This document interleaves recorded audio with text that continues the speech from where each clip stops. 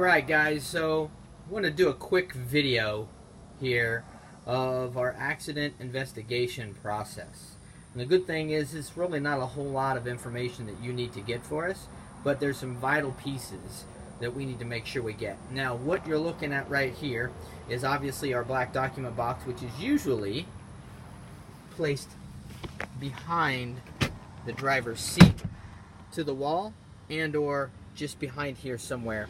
You also may see a clear neon colored type plastic holder that we will put this information in as well, but for this purposes this truck happens to have the black document box in it.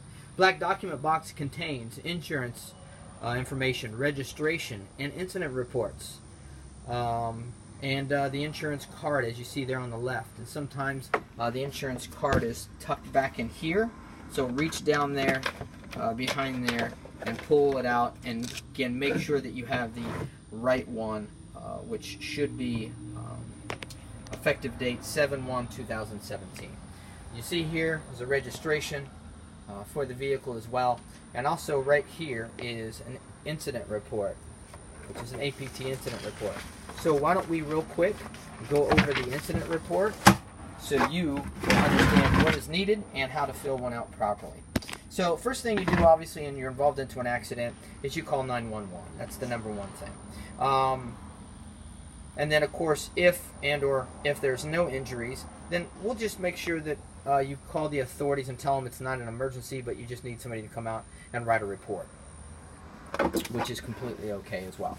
So what you want to do is, after you've called the authorities and they're on their way to write a report, you grab the incident report, which I have right here in my hand, which is located in the black document box.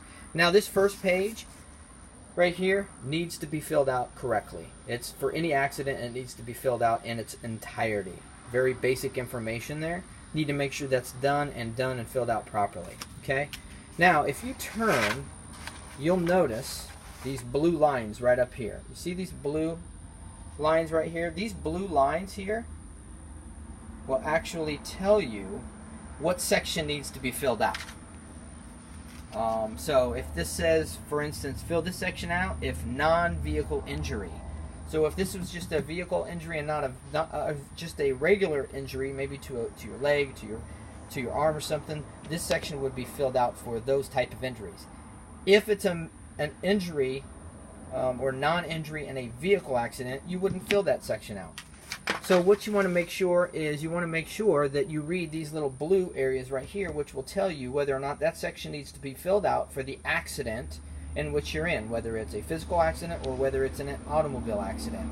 And then of course the very last page is signatures that are required. You need to make sure that you sign that information and date it so that we have it. The reason we need this information is more than likely it's going to turn into a lawsuit, and the better documentation you have, the less time we're going to have to pull you in for depositions, etc., and have to deal with a bunch of lawyers. So make sure that this is filled out in its entirety. Make sure that what accompanies this is your police report, and or if they just give you a police card with a number on it, this report, and pictures, lots of pictures. That's the three things that I need you to get: police report, the APT incident report, and pictures. So I need to make sure that you take lots of pictures of the vehicle, of their vehicle, of the hit, of the damage, of the cross section, of the intersection, whatever it is. I need to make sure it's filled out in its entirety.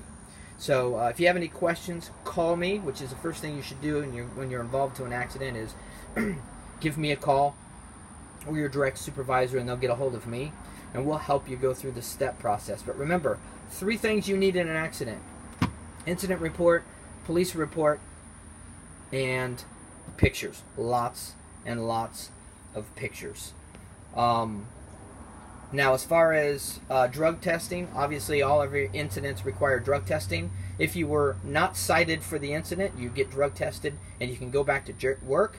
If you were cited for the incident, then you take a drug test and you have to wait for the results to come back before you can go back to work. So hopefully that clears up any information or confusion that we've had in the future or in the past. Again, three things: incident report from APT, pictures, and a police report when you're involved into a vehicle incident. That's what we need. Give us a call first minute that happens so that we can get things squared away for you. Thank you.